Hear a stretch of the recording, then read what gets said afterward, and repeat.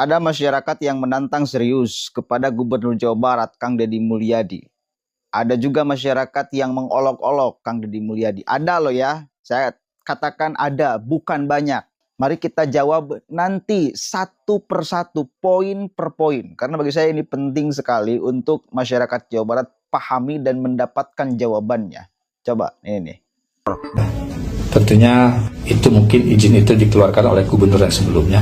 Tapi mohon ada satu pesan saya nih buat Kang Deddy, ya. Itu kan pedagang-pedagang kaki lima kan sudah dibersihkan, Pak. Dari bawah sampai ke puncak, Pak, sampai ke atas itu sudah bersih, Pak. Sudah tidak ada. Yang jadi pertanyaan saya, dulu itu rindu alam itu dipermasalahkan, Pak.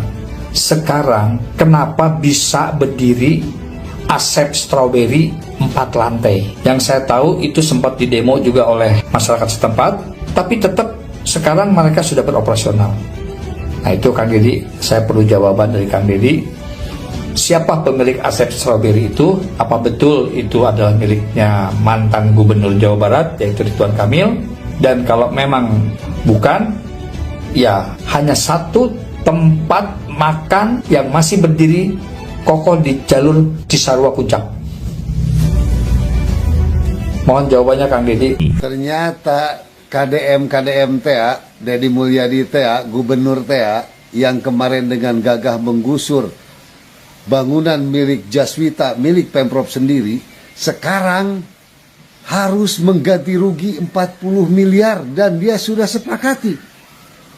40 miliar bukan uang kecil. Ini apa-apaan? Hah? Daripada menggusur milik sendiri dan mengganti rugi ke orang lain, itu kebodohan yang luar biasa. Lebih baik kamu berenang aja di mana-mana tuh, ya. Di Bale Endah banjir, ya. Itu di Dayakolot banjir, di Garut banjir, di Sukabumi banjir. Berenang itu di mana-mana, nggak ngabisin duit, ya. Silakan aja berenang lah, nggak usah kerja. Liar, kasihan rakyat. Ini lihat nih, dengerin ya. Jadi itu yang itu disuruh dibongkar semuanya, yang Jaswita. Jadi gini, Pak, saya udah suruh bongkar Jaswita semuanya. Kemudian konsekuensi dari bisnis yang dilakukan oleh PT dengan para pemodal yang personal itu, kalau itu jadi tanggungan pemerintah provinsi kita bayar. Kang Deddy Mulyadi ini pencitraan ya? Ya Pak, benar Pak. Itu kayak apa?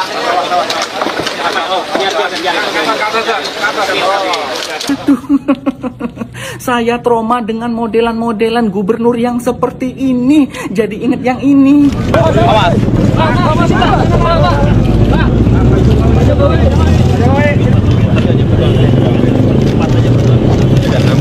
Sama kan? Fix Kang Deddy Mulyadi ini mau nyapres 2029 karena metode yang digunakan sama, cara yang digunakan sama dengan yang digunakan oleh Pak Jokowi. Sama-sama masuk. Tapi bedanya Pak Jokowi masuk gorong-gorong, Kang Deddy Mulyadi masuk sungai kotor. Sudahlah, bisa ditebak kemana arahnya. Sekarang Kang Deddy lagi fase mencitrakan diri, membuat nama yang bagus, ya kan? Karena mumpung jadi gubernur. Soalnya langkah untuk menjadi capres itu gubernur dulu kebanyakan. Kalau Pak Jokowi sih sukses, ya kan? Kalau Kang Deddy ini nggak tahu ya ke depan sukses apa enggak. Apa seperti Pak Ganjar gagal? Karena Pak Ganjar juga melakukan hal yang sama loh. Pak Ganjar bikin YouTube, subscribe-nya jutaan, bikin TikTok, followersnya jutaan, Instagram, followersnya juga jutaan, pencitraannya merakyat, dekat dengan rakyat, peduli, wong cilik segala macam lah. Kalau Kang Deddy ini gimana ya kira-kira ya? Akan dipilih oleh rakyat seperti Pak Jokowi apa gagal seperti Pak Ganjar ya? Tapi sejujurnya saya akui kalau Kang Deddy ini kinerjanya bagus, kepemimpinannya bagus, tegas. Pak Kang Deddy ini juga jujur, terus ya layaklah jadi pemimpin masa depan. Saya akui. Tapi yang saya tidak setuju sih cara pencitraannya ya. Kok masih ikut-ikutan yang lama? Apa nggak ada model yang baru? Upgrade gitu, Kang Deddy? Upgrade dong dengan cara-cara yang baru, jangan ikut-ikutan masuk-masuk. Tapi apa yang dilakukan Kang Deddy ini sih masuk. Oke, 3 orang itu. Yang pertama tantangan terhadap rumah makan Asep Strawberry.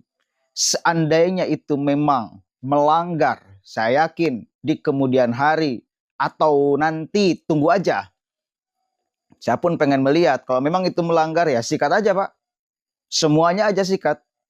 Ya, biar kita melihat bahwa Kang Deddy Mulyadi benar-benar bekerja secara serius tanpa ada yang kemudian yang satu dirugikan, yang satu diuntungkan. Tanpa ada tebang pilih kasih. Semuanya, Asep Strawberry mohon ditinjau Pak, karena itu tantangan dari masyarakat. Apakah itu berdiri di atas tanah siapa dan lain sebagainya, mohon ditinjau, mohon. Mohon, karena penting itu masyarakat perlu mendapatkan jawaban. Dan memang pernah didemo itu Asep Strawberry ya, di puncak itu. Itu yang pertama. Kemudian yang kedua, ada orang yang sampai membodoh-bodohkan Kang Deddy Mulyadi. Itu dia udah biasa saya mendengarkan kritikannya ya kepada Kang Deddy Mulyadi. Tapi ente kurang update berita. Ingat, catat bahasa Kang Deddy. Kalau itu menjadi tanggungan pemerintah, maka kita bayar. Catat ya bahasanya. Kalau itu menjadi tanggungan pemerintah, kita bayar. Lalu, kan sekarang sudah ada kesimpulan dari bahasa kalau itu. Apa kesimpulannya? Ternyata tidak ada kewajiban pemerintah untuk mengganti rugi. Ya, tidak ada klausul yang kemudian mengharuskan pemerintah mengganti rugi. Itu mah tanggungan perusahaan. Jadi udah terjawab ya. Kan Kang Deddy jelas mengatakan, saya tidak mau merugikan orang. Kalau itu menjadi tanggungan pemerintah, bahasa kalaunya, kalau jelas bahasanya juga kalau. Ternyata kalau itu sudah terjawab sekarang. Tidak, karena tidak ada klausul yang mengharuskan pemerintah membayar kerugian perusahaan. Udah jelas ya? Jadi bukan kebodohan. Tapi Kang Deddy sedang ingin di dalam kerjanya meraba juga orang lain. Meraba juga investor. Dan lain sebagainya. Begitu. Duit 40 miliar dihambur-hamburkan. Itu duit besar ya. Duit besar. Pemerintah bisa dipakai apapun. Tetapi untuk kemudian seandainya harus pemerintah membayar, seandainya harus ada klausul yang mengharuskan pemerintah membayar, ya nggak apa-apa. Bayar aja. Anggap aja dana hibah ke yayasan mana gitu. Kemarin juga kan zaman Pak Ridwan Kamil gede-gedean. Berapa triliun hibah ke yayasan. Ke satu yayasan sampai 50 miliar. Gitu loh. Seandainya ada klausul yang mengharuskan pemerintah untuk membayar demi menyelamatkan masyarakat, demi menyelamatkan nyawa di bawah. Udah mending berenang aja, berenang. Nah, itu kan jelas ya. Ada kritikan dibarengi dengan sentimen negatif. Tapi oke, itu jawab kan? Bahasanya kalau, ternyata kalau itu sekarang sudah terjawab, tidak usah. Karena tidak ada kewajiban, tidak ada klausul pemerintah untuk membayar. Kemudian yang ketiga, si Asep Gemoy itu ya, si netizen apa tuh. Itu jelas pencitraan katanya, karena gayanya mirip dengan Jokowi, sama dengan Jokowi. Jokowi masuk gorong-gorong, Kang Deddy Mulyadi masuk sampah lah ya, masuk sungai yang dipenuhi dengan sampah. Jelas ini pencitraan untuk anak tangga menuju RI 1. Ente harus bisa membedakan mana orang yang bersikap dan bergerak dilandaskan pada kebiasaan dirinya. Kalau kebiasaan tanpa landasan ideologi, boleh jadi di kemudian hari dia berubah. Ada orang yang bergerak atas dasar kesadaran ideologi.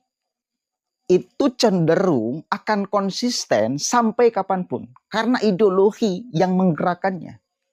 Kita tahu, bukan sekarang aja Kang Deddy Mulyadi bersikap sangat tegas terhadap lingkungan. orang yang buang sampah dan lain sebagainya. Sudah sedari dulu. Berapa banyak kita temukan Kang Deddy marah terhadap pabrik yang di depannya berantakan, tidak dibersihkan, material kayu untuk membakar tahu misal. Ada marah besar. Ada ketika Kang Deddy juga marah terhadap ASN yang membiarkan di depan kantornya sampah tidak terurus. Dan masih banyak lagi kepedulian beliau terhadap lingkungan benar-benar peka. Kenapa? Karena landasannya bukan hanya kebiasaan tetapi ideologi. Ideologi beliau itu terhadap hutan seperti apa? Terhadap lingkungan seperti apa? Beliau itu menjadikan itu sebagai implementasi nilai-nilai agama, implementasi nilai-nilai Islam. Bahkan ketika puncak, apa bahasa beliau? Ini penting loh, bahasa beliau apa? Seperti merendahkan martabat saya. Bayangkan, hutan itu ketika dirusak, martabat urusannya. Bagaimana coba? Orang ketika punya kesadaran itu, saya yakin akan konsisten ke depannya. Karena bergeraknya bukan hanya kebiasaan merawat hutan, tetapi ideologi yang disandarkan pada pikirannya itu sudah harga diri, Pak. Harga diri, hutan itu harga diri. Martabat, Pak. Martabat, gila, Pak. Ngeri kalau bicara martabat. Orang Madura itu bila martabatnya direndahkan di depan publik, berani bunuh-bunuhan, Pak. Jadi udah martabat, udah ideologi itu. Hablun minal alam. Itu ya udah terjawab semua ya. Pertama, kedua, dan ketiga. Pertama bagus itu. Yang pertama tantangan supaya dicek oleh Kang Deddy Mulyadi. Kedua dan ketiga bacot ya. Assalamualaikum warahmatullahi wabarakatuh. Oke, itu dia video yang menurut kalian dan sampai bertemu di video saya selanjutnya. Bye.